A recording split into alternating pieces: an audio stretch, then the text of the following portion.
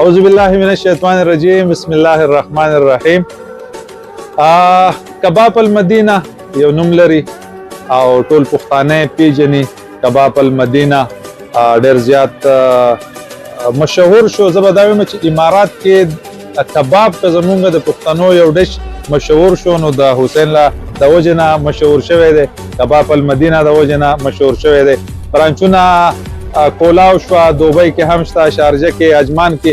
په دې مې اوس د حسین ورور سره خبرې وکړې چې په کار دا زمونږ د پښتنو یو ښه ډش دی کباب. نو په کار چې دا ته د امارات هرې کونې ته چې کم دی نو ورسې نو موږ سره هم خپله منډه کوو.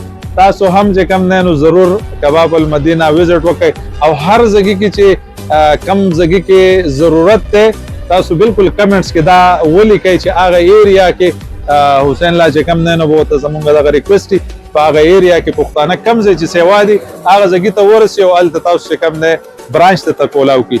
نو حسین لا ته همدغه ریکویسټ دی، الله دې نور هم کامیاب کا، ډېر زیات خدمت کوي د پښتنو د خپل خلکو د غریبو او زمونږ ورور دی موږ پرې فخر کوو.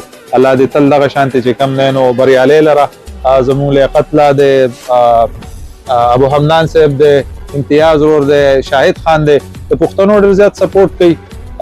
ریسټورنټ هم خپل کاروبار دی، هغې کې هم ډېر زیات خلکو له سپورټ ورکړی دی، لاره ګودر خلکو ته سیده کوي. مین مسله دلته دا چې کاروبار د هر سړي زړه کېږي چې وکړمه، خو غریب ته لاره نه معلومیږي چې په څه طریقې وکړمه. خو چاته یو مشوره ورکول، لاره سیده کول، دویمه د دې نه بله غټه خبره نشته دی. بل هر سړي ته خپل نصیب میلاویږي، هر انسان خپل نصیب خوري.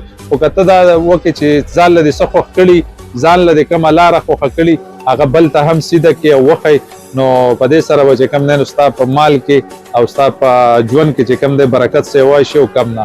نو الله راضي شي، بالکل الله هم راضي کېږي.